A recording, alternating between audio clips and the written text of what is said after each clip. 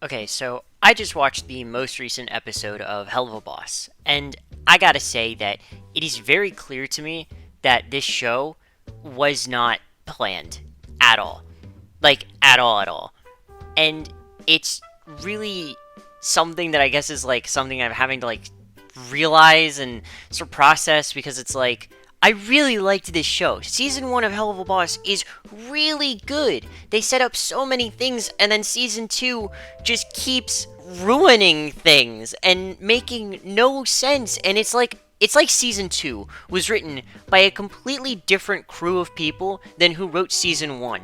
And weirdly enough, it feels like Season 2 should have come before Season 1 in some aspects. And I'm just gonna start like ripping into it, right? So let's talk about something like extremely obvious. Blitzo knows Stolas can get hurt.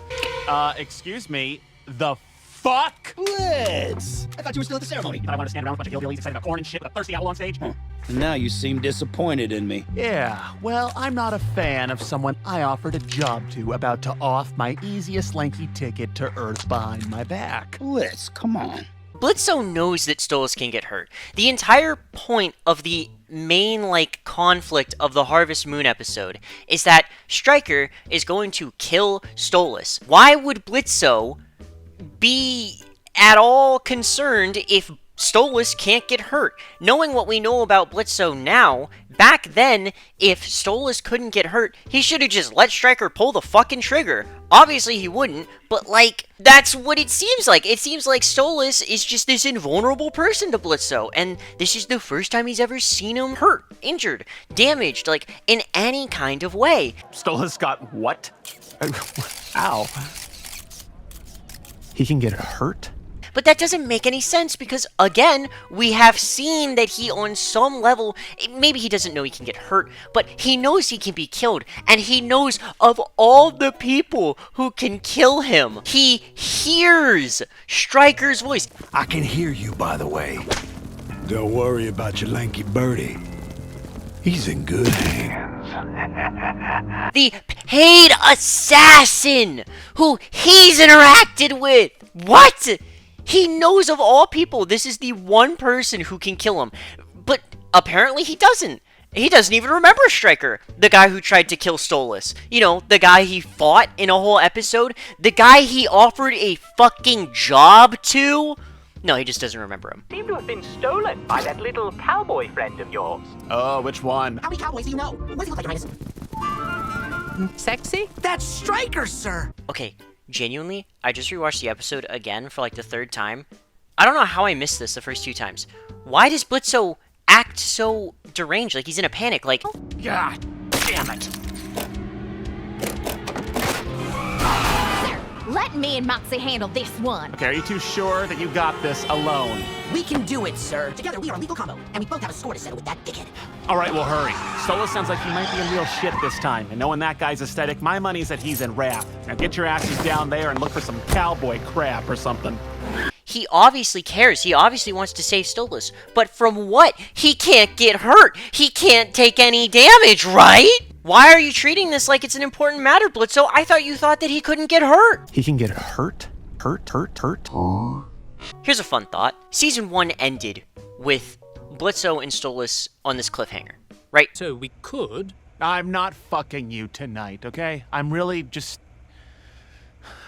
not in the mood, Stolas. We could talk, or watch a movie, or maybe cuddle. Stolas, don't act like what we have is anything but you wanting me to fuck you, okay? You make that really clear all the time. But I can't do it tonight, okay? I'm sorry. Okay. Good night, Blitz. Night. The first time they talk to each other in Season 2, it's not addressed at all. Just call him up and be like, hey, Stolas, so your daughter came by, took your book, and teleported off to who the fuck knows where, and we have no way of getting either of them back, okay? Okay, good talk, bye. Wow, that actually went better than I thought.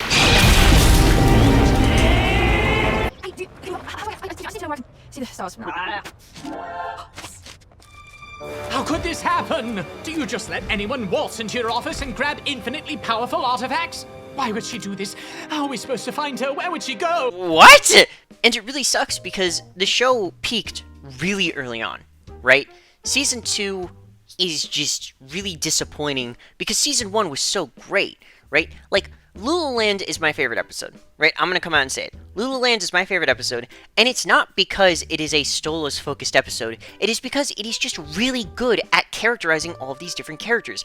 Everyone in the episode is doing something, all the characters are, like, in peak form, and we learn a lot about not only the world building, but about everyone. This is the first time that we really get to learn about Blitzo's history at the circus, the fact that his name is actually Blitzo, not Blitz. We learn about the fact that Stolas has a daughter, we learn about his relationship more, we get to understand that Stella is a bitch, like, that's cool. These things never go beyond this from this point. This is about as much depth as the writers had for these characters, and anything beyond Season 1 just was not planned at all. Like, think about the acid trip scene. In that episode, to, like, catch everyone up to speed, in that episode, two of our characters, Moxie and Blitzo, are given this truth serum, and the way it works is by basically making them sort of, like, have to face their trauma.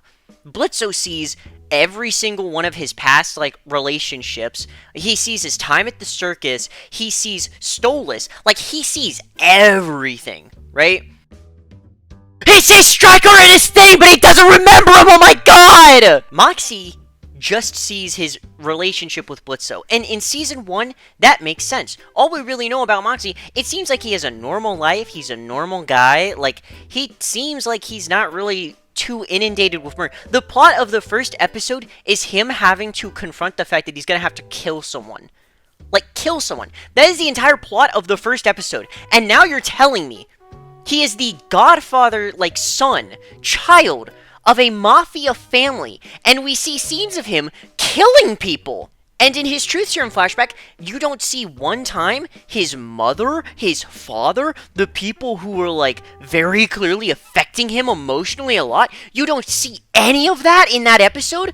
That's because this didn't exist. That's the only explanation. Something interesting to note, actually, in the first episode is that there is one thing that Moxie says he will kill. But it's a family.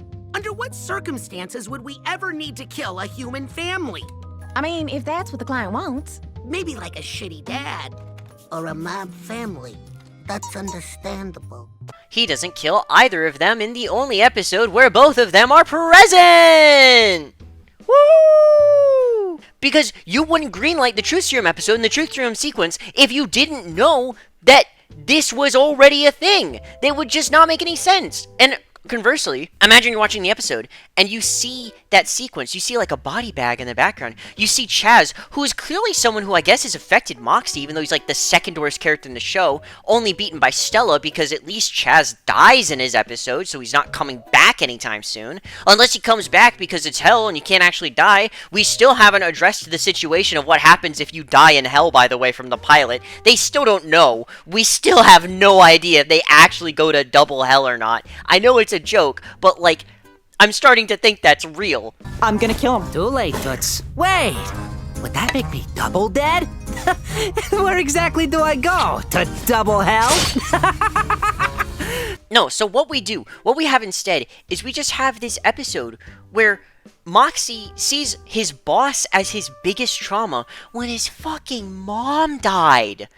And he buried her body at the bottom of the ocean, man. Like, imagine the foreshadowing if we saw in that episode, in the acid trip sequence, if we saw like a body bag like floating down, if we saw a heel like bubble up beneath the surface below Moxie's feet while he's playing his piano music, if the room floods with water and he's on a boat playing the piano, like something subtle. It doesn't have to be super overt. It could be like super deeply repressed trauma. But we don't see any of that. The most we see is him admitting that he wants to get pegged. That is it. That, like, what? By the way, I have to mention this, because this is really funny to me, right? Is the reason that Millie's not getting her own episode, getting, like, any kind of nuanced development, because she doesn't have a dysfunctional family? She is the only one who has, like, a pretty normal family at the end of the day. They just grew up on a farm in the ring. Like, that, they're chilling, right? Her family doesn't really like Moxie that much, but or well, her father doesn't like Moxie that much, but like, in comparison to Moxie's dad, like, that's pretty chill. That's pretty alright, right? Millie hasn't gotten, like, any of her own development, any of her own show, any of her own plot. Tell me one thing about Millie that isn't involved with Moxie, right? The only thing most people can say is that she's a really good fighter, except when she's not, when the plot needs her not to be, but, like, she is the muscle of the group, right? That's about it. That's, like, all we really know about her. And she's Southern, right? She's, like, got a Southern accent. Cool. Whatever. Like, you don't really know much about her, other than the fact that she really likes Moxie. And that's, like, okay for a while, but Moxie's gotten multiple episodes now developing him. Blitzo's gotten multiple episodes developing him. Luna's even gotten a lot of development, too, even though it's not been as much as Moxie and Blitzo. Stolas has gotten so much development. I know more about Octavia, the daughter of Stolas, than I know about fucking Millie. What? It's like every episode, oh, Moxie, we gotta go off and do our side plot now together, and I just love you so much, and I'm just gonna help you do it. And, like, that's wholesome, that's cool, like, awesome, cool. Moxie and Millie, like, actually having a stable relationship in the show. The one stable relationship of the whole thing. Crazy how it's the straight woman, even if she's bi or whatever, she's in a straight relationship, right? The straight woman gets the one normal relationship. The bisexual character gets put into an arranged forced marriage and has also killed his mother, not killed his mother, but like played a part in his mother's death, grew up in a really horrible household, dated a guy. By the way, Millie dated the same guy and has beef in history. We don't get to see any of that. What is up, party people? Chaz? Wait! What? You know him? You remember that ex I was talking about? Looks like I have 2 big sex reunions today. How lucky am I? Did you date him too? Yeah, no big deal, but I've usually boned half the people in any room I'm in. Are you fucking kidding me? There's someone who's fucked both of you? Millie doesn't even, like, kill him, or Moxie's dad! What? Moxie's dad is right there! What are you gonna do, send him to jail in hell? Our characters, Millie has killed so many people. Why didn't she kill him? Whatever, it's because so he can come back in a future episode. But, like, there's no justification for it. It's just, I hate you. I'm looking at you, and this is my man. I killed all your men, but this is my man. Smacks him on the ass, walks away. No further comment. Like, what? Okay, whatever, cool, fine, whatever. But, like I was saying, Stolas, the man, like, oh my god, dude, I can't even begin to talk about Stolas, dude. It makes no fucking sense. Okay. The way that I understood Stolas' character in Season 1 is that he was a married man who realized later after his marriage that he might not actually love the person he was married to. It was alluded to that it might have been an arranged marriage and he never wanted it, but there was the guise that, like, at some point he tried to love Stella. I mean, in Lululand flashback, him and Stella, like, seem to be on, like, pretty... I mean, they don't like each other, but they're way more functional than they were in the present, right? Like, they seem a lot more put together here than they are here. But then we flash back, and I guess they never were on any amicable terms. I mean, Stolas has never liked Stella, even before he heard her god-awful fucking voice, because she has to shout everything. Kind of like what I'm doing, but, like, someone's paid to do that, so it's crazy to me that that's, like, her actual voice. It made sense in, like, the earlier episodes, because she was, like, always in kind of, like, a situation where she's, like, yelling at Stolas, yelling at him, like, being really mean and berating. But, like, her voice is just really fucking annoying to listen to. And I can't believe that they actually made it the official canon voice of her, is that she's always just talking in that shrill screech that she's always fucking saying. It's so annoying. It's so bad, man. Terrible in bed. I swear to fuck, he just lays there staring at the wall and I have to do everything. It's embarrassing. I'm glad one egg fell out of me so I could stop pretending to want to fuck his scrawny twig ass. But anyways, whatever. Stolas, as I understood him, was a man who was in a marriage who found out that he didn't love his wife, but tried to maintain a normal family for his daughter because he loves her. We don't know how Stella feels about Octavia, I don't know why I called her Vivi. I've been watching too much One Piece. But we don't know how Octavia feels about Stella and Stella feels about Octavia, because we're just not going to develop them, because fuck you, it's the Stolas show. It's called Helluva Boss. The boss is actually Stolas. But we do know that, like, Stolas tried to make things normal for his daughter. Except he fucking didn't. Because we find out in the flashback, he's wanted to divorce Stella for many, many years, right? Hey, I fucked your husband. What the fuck was that, Stolas? That was the sound of a fucking divorce! And then at the start of season 2, he does. But, like, that thing he said in Lululand where he's trying to keep him having a normal family, no. He wanted to divorce Stella from the moment he had sex with Blitzo. Like, what? What? So, why did it take this many years? That was a flashback. Whatever. Him knowing Blitzo and immediately falling in love with him at a young age completely ruins their characters, by the way. Just completely fucking spits in the face of everything. Because the entire thought process of Stolas and Blitzo is the fact that, like...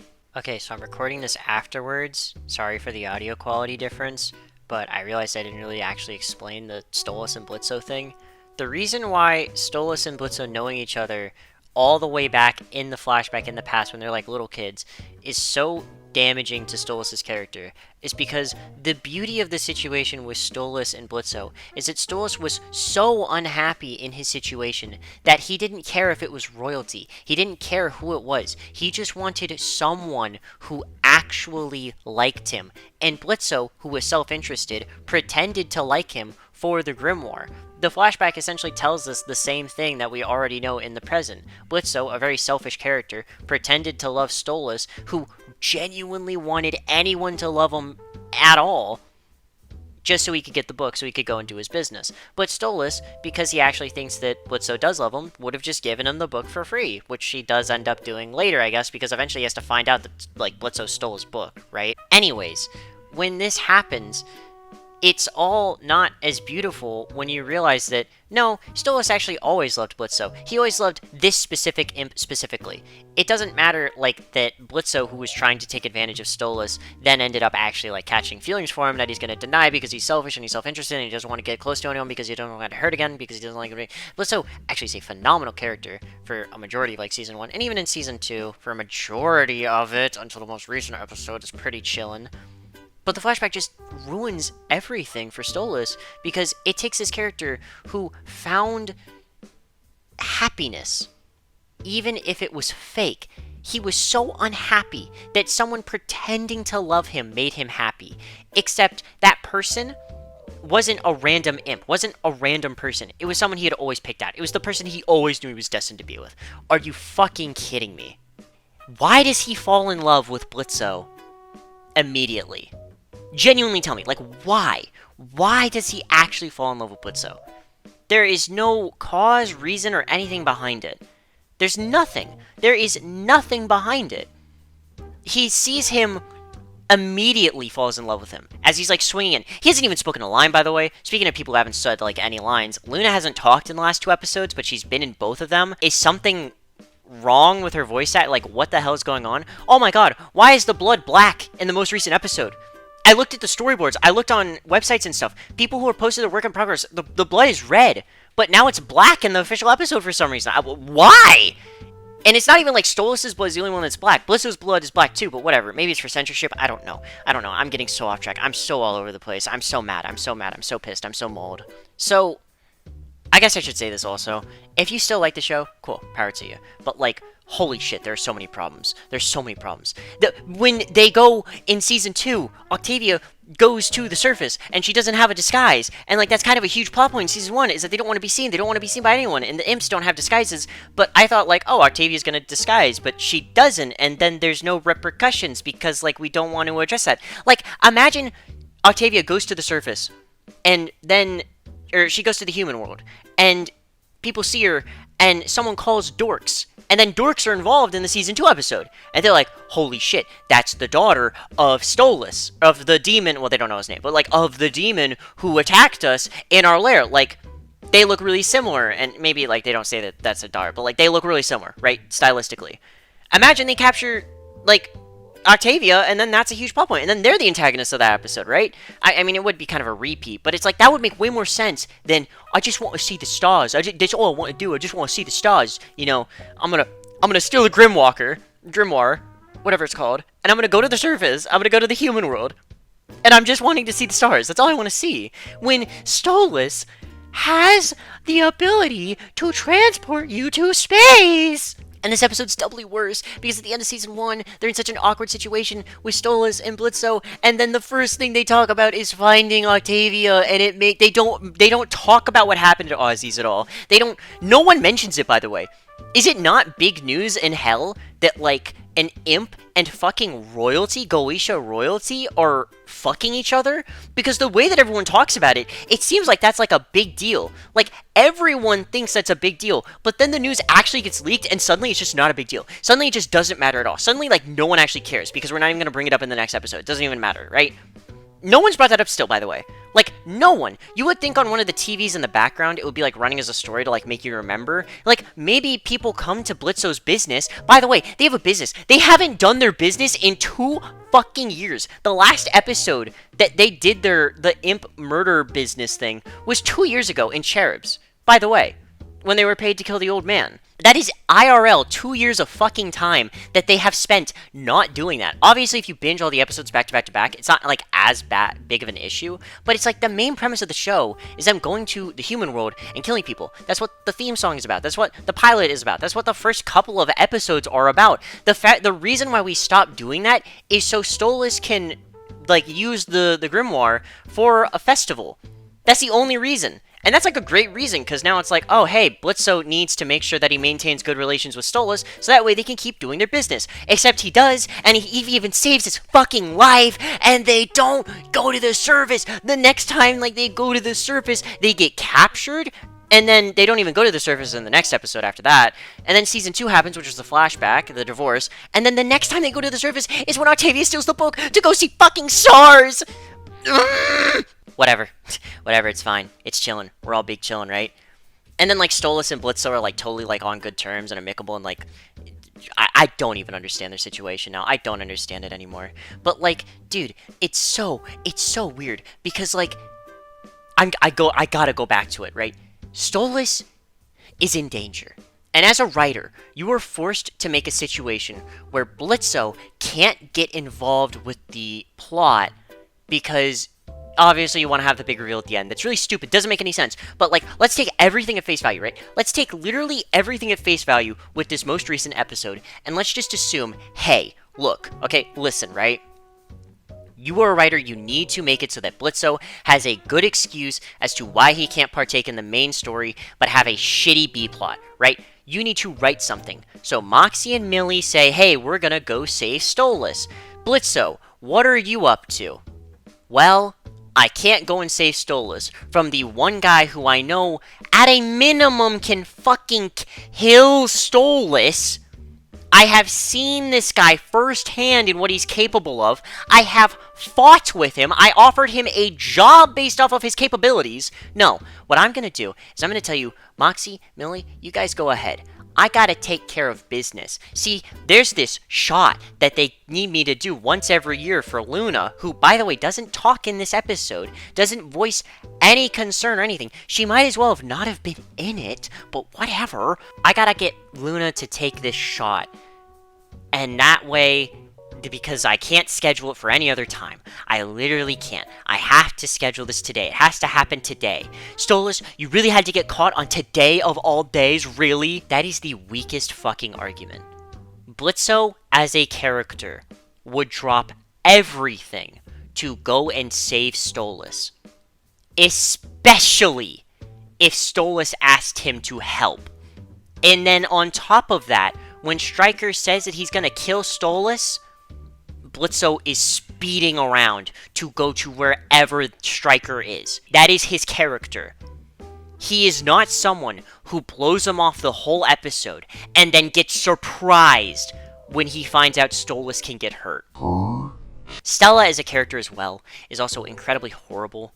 I get that they're trying to portray an abuser, but, like, there's nothing that feels more homophobic than white women writing gay characters. Was that you trying to be sexist or racist? Whatever pisses you off more. My man Stolas is really going through it constantly. He can't catch a fucking break. And it feels really targeted at this point. And I'm not trying to say that, like, the writers are actually homophobic. I don't believe that at all. But, like, it's so fucking funny that, again, the only character who has like the only like normal situation is Millie. Not that their sexualities fucking matter at all, but like the way that they're written, it's almost like if you look at the show, right? Blitzo and Stolas have all of their situations going on, like they're not happy. Blitzo, the man who has slept with probably the most characters in the show, has a ton of exes who just fucking hate him and want him dead, and is also, again, the whole Stolas and Blitzo situation, which is really, really all over the place, got a lot of drama there. Maxie and Millie genuinely love each other, chilling, having a good time. I don't know if Ozzy and Fizzaroli are actually, like, a thing, but if they are, they seem pretty happy and chill, so there's one gay couple that's doing pretty good. But then you look at Stella and Stolas, and, like, it's a gay person who's in an arranged marriage. Why with the arranged marriages for gay people, by the way? Moxie gets into an arranged marriage against his will and is tied up, and his wife has to save him from it, or for whatever reason, even though the guy he's marrying, they'll find out immediately that he has no money, whatever. But on top of this, the entire plot of the show, Stolas is in an arranged marriage with Stella, and he never wanted it. Whatever. It's Goetia royalty, right? They put him in this. And he's gay, and Stella's just fucking horrible to him. Stella is like the most cartoonishly evil abuser I think I've ever seen in a show. She openly talks to him and says like, oh, I'm gonna kill you, I'm gonna strike out, make sure you don't fuck up next time. I want you to kill this man, I want you to kill him right now, kill him with all your might. No, but Stolas is just like, whatever. I mean, even Octavia is like not even fazed by it, because I guess it happens so often, so normal, that dude, Stella has to be told, hey, it's not a good thing to kill Stolas because all of his shit goes to the daughter now that you have an heir, right? And Stella just sits there and is like, but why? I just want him to be dead. That's all I want is for Stolas to be dead. That's all I want. And it's not even like funny or in a sort of funny way. Dude, she is such a cartoonishly evil character. There's no depth to her at all. Tell me one thing about Stella. Tell me one thing about Stella that doesn't involve Stolas at all. Do you want to know why you can't?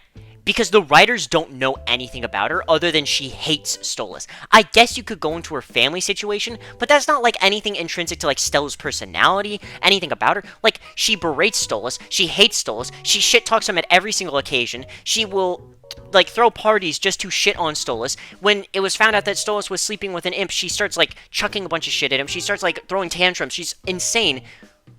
Why would this woman ever let Stolas touch her? How did they have a child together? How? Like, never mind the fact that, like, Stolas hates Stella, right? Even if they tried to make it work, it seems like Stella has just always hated... Like, we didn't see, like, younger Stella, like, super young Stella in the flashback, but we did see, like, the one image of her. Like, was she just always like this? Because, like, it doesn't seem like they would get together at all. Like, at all. And on top of this, like, Stolas, the gay character, his parents are neglectful. Blitzo, his parents are incredibly neglectful. Like, he doesn't have his mom alive. And Stolas, I don't know where his mom is. Moxie, another bisexual character, don't know where his mom is. Luna, I don't know what her sexuality is, but she doesn't just have parents. She's an orphan. Oopsie, my bad. Millie, you get parents. You get parents. Oh, Octavia? Yeah, sorry, you only get, like, this shitty situation, you get the divorce situation. You know how Stolas said that he didn't want to make like a, non-normal family dynamic? Sorry, he's actually like divorcing. This is a very real thing. There are people I know who have gone through situations like, there are probably people on the writing team who have gone through some kind of situation like this, like a divorce, right? And I'm not talking about like them specifically, but like their parents, right? It is a very touchy situation. It is a very touchy subject. Like, to show Stolas, who is very caring and considerate to Octavia, as fucking blowing her off and not caring at all, kills his character. When I watched that episode in Lululand, retroactively, where he says, like, he's gonna promise to be there for her, I know that he's fucking lying now. And that really fucking sucks. When I was a kid and my parents didn't hate each other, my dad didn't flirt with some weird red dickhead the entire time. I'm sorry, Via. I'm sorry for everything happening right now. I know it's a lot. I should have listened. Dad, this is going to be done before tonight, right? What? Oh, I hardly think so. Knowing your mother, this will take all weekend. Don't be gentle about it now. Break whatever you have to get it all in there. What? What did you just tell them to do? But tonight we're supposed to... Darling, can we not talk about this now? Your mother's being a real bitch. Well, how was I supposed to know you can spell? I've never seen you read.